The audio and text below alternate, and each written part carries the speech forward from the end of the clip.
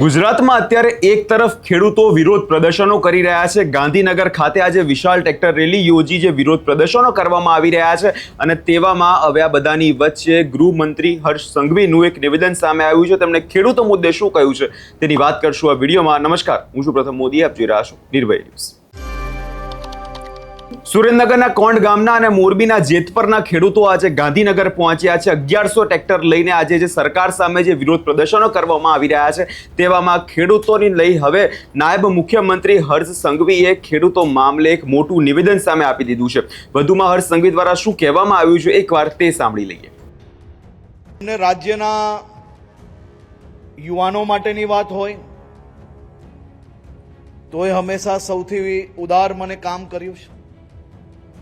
મહિલા સુરક્ષાની વાત હોય, મહિલા ઉદ્યોગ સાહસિકોની વાત હોય તોય હંમેશા ઉદારતાથી કામ કરતા આવ્યા છે। કે પછી મારા ખેડૂત મિત્રોની વાતો હોય, હંમેશા ઉદાર મનથી લોકોના પ્રશ્નોને, સમસ્યાના નિકાલ કઈ રીતે લાવવા તે માટે એક શબ્દ બી બોલ્યા વગર ભૂતકાળના પ્રશ્ન હોય કે આજનો પ્રશ્ન હોય, ભૂતકાળની અંદર બી જેટલી સમસ્યાઓ આવી એ સમસ્યાઓના નિકાલ વગર બોલે એમને હંમેશા કર્યા છે।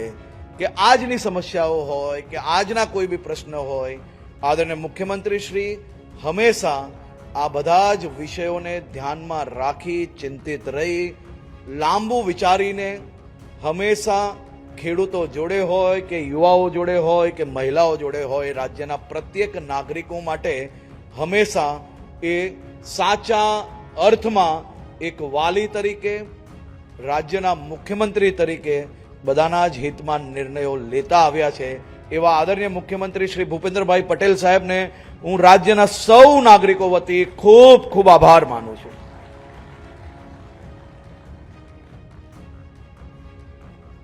વિકસિત ગુજરાત ઇન્ડસ્ટ્રીયલ પોલિસી 2026,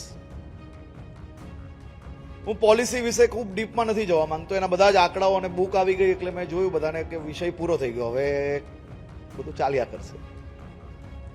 પરંતુ આજે હું રાજ્ય સરકારના ટીમ ભૂપેન્દ્રભાઈ પટેલના તમામ સાથીઓને અભિનંદન આપવા માંગુ છું।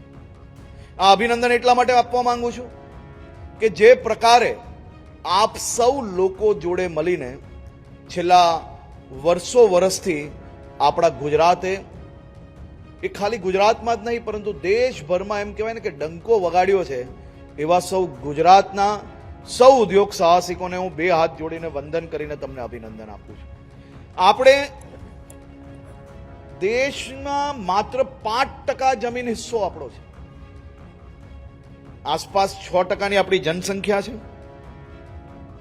આ 6%ની જનસંખ્યા દેશનું 18%થી બી વધારે જે ઉત્પાદન છે તે આપણા રાજ્યમાંથી થઈ રહ્યું છે।